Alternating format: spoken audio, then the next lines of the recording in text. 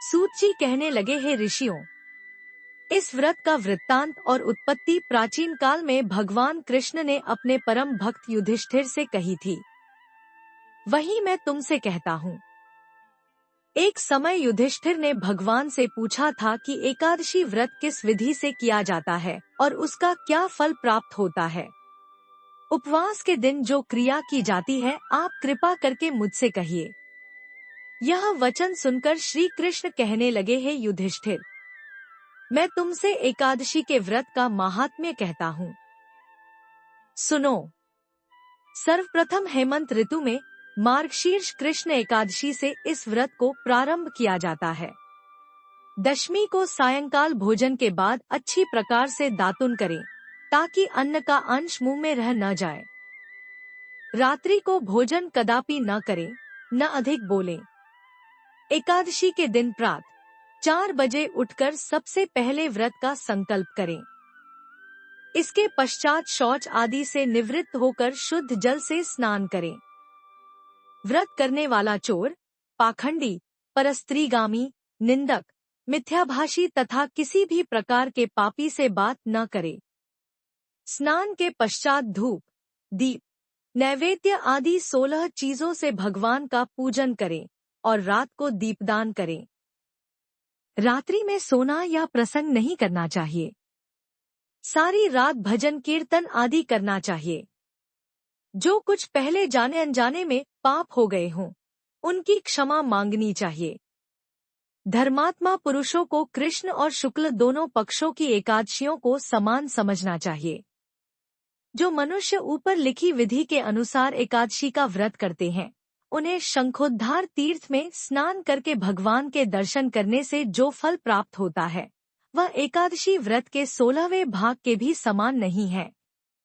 व्यतिपात के दिन दान देने का 1,00,000 गुना फल होता है। संक्रांति से 4,00,000 गुना तथा सूर्य चंद्र ग्रहण में स्नानदान से जो पुण्य प्राप्त होता है, वही पुण्य एकादशी के दिन व्रत करने से मिलता है। अश्वमेध यज्ञ करने से 100 गुना तथा 1,00,000 तपस्वियों को 60 वर्ष तक भोजन कराने से 10 गुना, 10 ब्राह्मणों अथवा 100 ब्रह्मचारियों को भोजन कराने से 1000 गुना पुण्य भूमिदान करने से होता है। उससे 1000 गुना पुण्य कन्यादान से प्राप्त होता है। इससे भी 10 गुना पुण्य विद्यादान करने से होता है। विद्यादान से 10 गुना पुण्य भूखे को भोजन कराने से होता है। अन्नदान के समान इस संसार में कोई ऐसा कार्य नहीं जिससे देवता और पितर दोनों तृप्त होते हों, परंतु एकादशी के व्रत का पुण्य सबसे अधिक होता है। 1000 यज्ञों से भी अधिक इसका फल होता है। इस व्रत का प्रभाव देवताओं को भी दुर्लभ है। रात्रि को भोजन करने वाले को उपवास का आधा फल मिलता है और दिन में एक बार भोजन करने वाले को भी आधा ही फल प्राप्त होता है।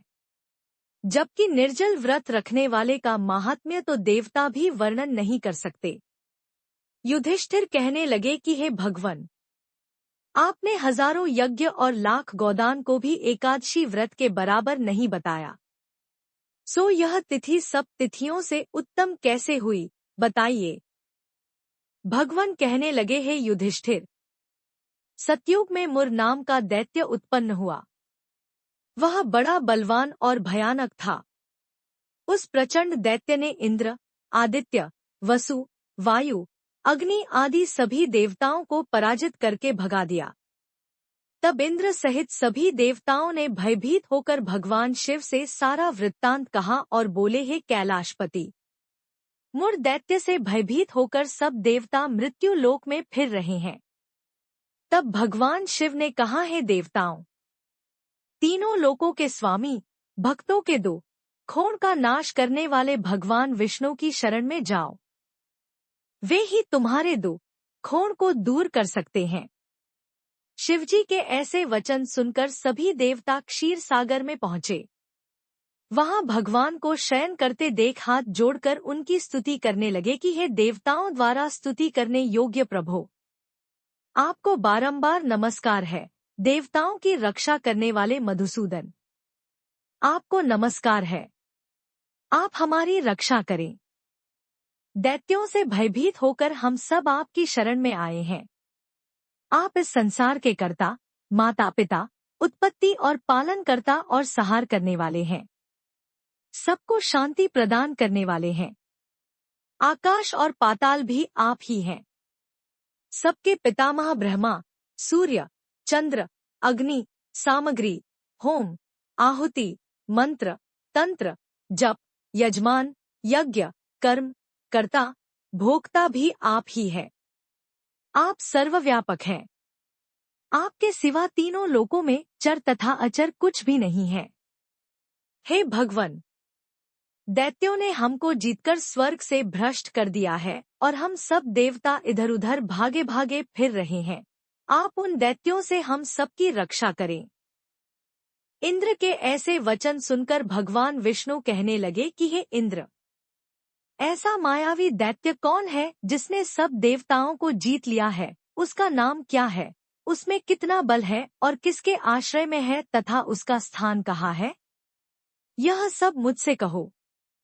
भगवान के ऐसे वचन सुनकर इंद्र बोले, भगवन, प्राचीन समय में एक नाड़ीजंघ नामक राक्षस था। उसके महापराक्रमी और लोकविख्यात मुर नाम का एक पुत्र हुआ। उसकी चंद्रावती नाम की नगरी है। उसी ने सब देवताओं को स्वर्ग से निकालकर वहां अपना अधिकार जमा लिया है। उसने इंद्र, अग्नि, वरुण, यम, वायु, ईश, चंद्रमा, नैऋत आदि सबके स्थान पर अधिकार कर लिया है। सूर्य बनकर स्वयं ही प्रकाश करता है, स्वयं ही मेघ बन बैठा है और सबसे अजय है। हे असुर निकंदन, उस दुष्ट को मारकर देवताओं को अजय बनाइए।